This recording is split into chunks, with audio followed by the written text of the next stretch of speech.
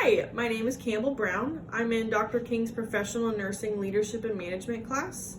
I'm doing my teaching plan today over medication compliance. So, I am a nurse currently in the Heart Failure IMU in Houston, Texas in the medical center.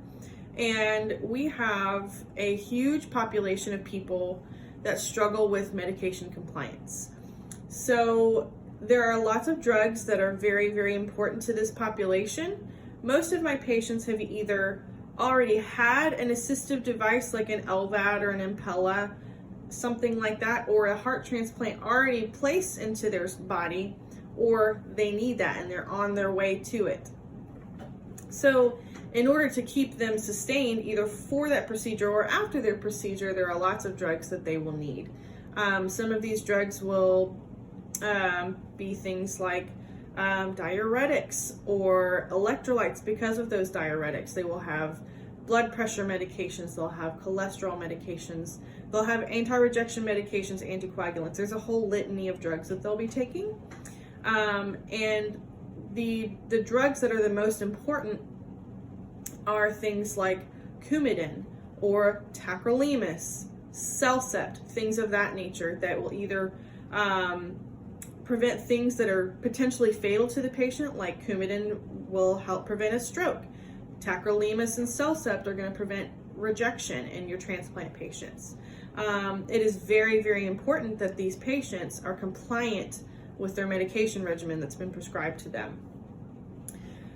One of the top reasons why our patients are readmitted to our floors is because of non-compliance to these medications. There's a list of reasons that I'm going to be going through later on in this presentation as to why people are non-compliant with these medications, but we see more often than not, for one reason or another, patients come in complaining of CHF exacerbation or non-therapeutic levels within their blood due to non-compliance. Some of the things that I have seen in my practice recently, I had a patient the other day that was an LVAD patient. So they had an implanted pump within their heart that kept their left ventricle pumping. And they have to be on Coumadin to prevent either a clot forming on the pump or somewhere within their body that could travel up to their brain and cause a stroke. And they had been taking their Coumadin as prescribed, but they had decided that they were going to start taking supplements on their own without telling their cardiologist. And so their INR, instead of being within the therapeutic range between 2 and 3, was over 10. And that's just one instance that I've seen. I've also had patients that have decided that they either need to take an extra dose of their Bumex because they thought that they were retaining fluid and so they needed to self-diurese, or they thought, I don't want to be going to the bathroom all day because I'm going to be going on a trip and I don't want to have to stop and go to the bathroom every 2 hours or every hour. So I'm going to hold my Bumex, I'm going to hold my spironolactone, my Lasix, whatever they're taking, and then they start going into an exacerbation because of even just one missed dose.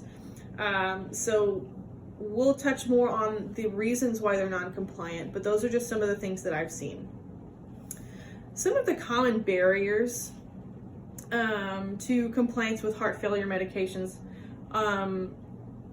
are in several different categories. The first one I'm going to touch on is financial.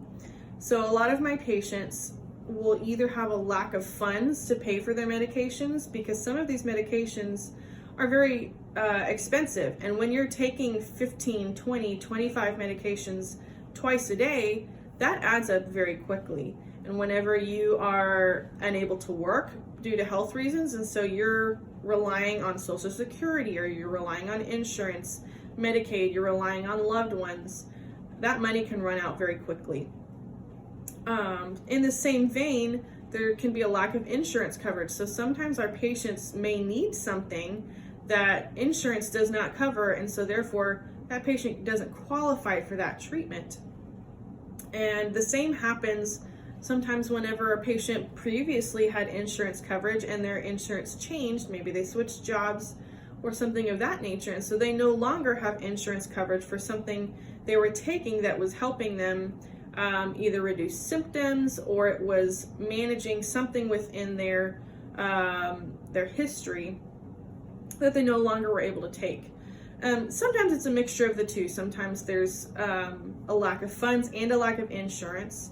And so those two things can kind of play off each other and just make things difficult and make it hard for patients to take their medications.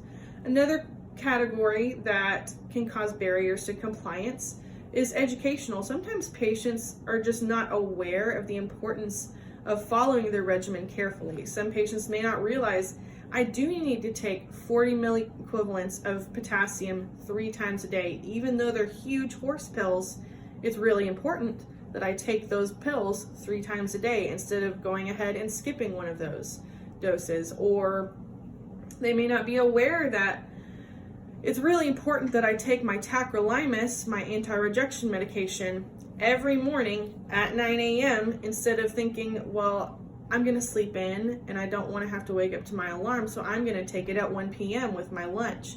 They may not realize the importance of that schedule and the importance of the prescribed dosage and things of that nature. Sometimes that's our fault as healthcare professionals. We aren't giving them the required teaching or enough teaching before the patient is discharged with that new medication. They aren't fully aware because we are not ensuring that they have that education. We're just throwing paperwork at them, throwing educational materials at them. Sometimes we're talking at them and we aren't verifying that they understand. Sometimes that means that we need to have them do a return demonstration or teach us what they know about that medication. And so sometimes it's our fault that they're not aware of those things. And sometimes patients are just not sure which doctor's orders to follow. A lot of questions that I have when I'm discharging a patient is, do I need to keep taking the medications that my primary care physician prescribed along with the new orders that my cardiologist gave me? There's just some unclear guidelines on which orders to follow. And so what I've always told my patients is, this is your newest plan, the one that you're being discharged with. It is the most updated because your physicians within the hospital have reviewed the list that you've been taking at home and they've made the necessary changes. And then you will take that regimen and show it to your primary care physician and they'll be able to review that with you. But a lot of times patients are just a little unclear on who to listen to, who's the most important to follow. They may trust their primary care physician a little bit more than they trust their cardiologist just because of history and relationships. So that's another area. A third category to barriers to compliance with medications is lack of adequate support to actually acquire those medications. Our patients with LVADs and sometimes with heart transplants, they can't drive. And so they can't drive themselves to the pharmacy to pick up their medications. They can't drive themselves to doctor's appointments. And so they're reliant on loved ones, friends, family, sometimes community resources to get them to those places. And sometimes there's not an availability open for them to get to the pharmacy. And so the pharmacy may have their drug, but the patient just physically can't get to the drug and there's no one that can get it for them. Sometimes there's a difficulty in filling prescriptions. Pharmacies are notoriously difficult to deal with sometimes, and so sometimes it takes 3 or 4 days to even fill your prescription, and then it takes more time to get coverage and funds available. And so it may take 3 or 4 days, sometimes a week, and that's very, very dangerous for our heart failure patients. And sometimes there's an unavailability of certain prescribed drugs. This has happened to me in my personal life, where you show up and you've got your prescription physically in hand, and they say, oh, I'm sorry, it's going to take several days for us to order this drug. It's not available right now. And that can also be dangerous to our patients. So within the teaching plan that I found to be useful for our patients, I went and talked to a whole bunch of other patients on my floor and I just compiled all of this information about barriers and things of that nature. And I have compiled some resources to improve our patients' compliance. So I researched things like coupons. I've got things like coupons for tacrolimus, coupons for warfarin, things that you can just find easily on the internet. And then things like organizational calendars, and I worked with our pharmacist about getting pill organizers for each of our patients on discharge so that they have their Monday through Sunday little pill pockets that they can open with their different prescribed medications. And then our doctors are resources, and we need to educate our doctors on the importance of clearly defining what the plan is for that patient and making sure that the patient completely understands the plan that's made for them.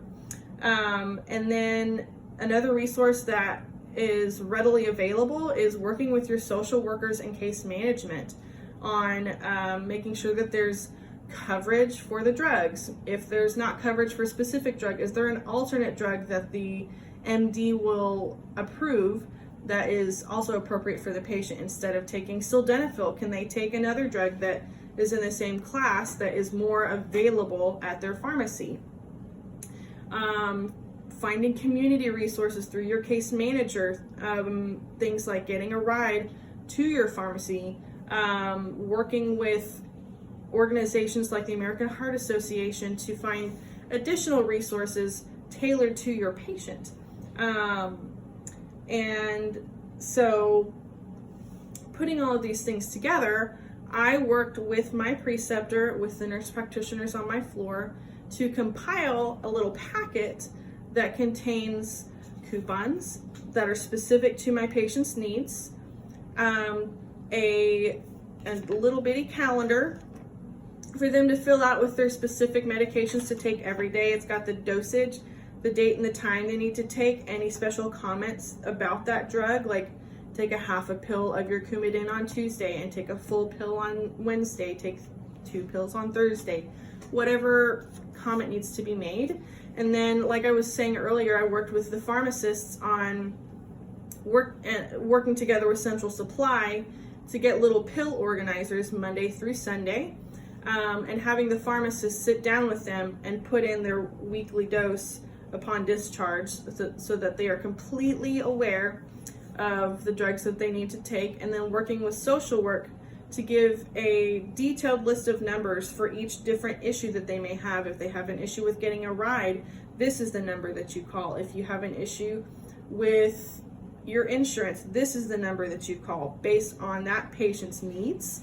And I am very excited to see what this will do for our heart failure population. I've actually had a few patients that I've tried this out on with the approval of my manager, with our attendings on our unit, that I've practiced this on when they're being discharged, and the patient did express satisfaction and contentment with both their teaching plan, with their medication regimen, and feeling equipped to handle everything at home.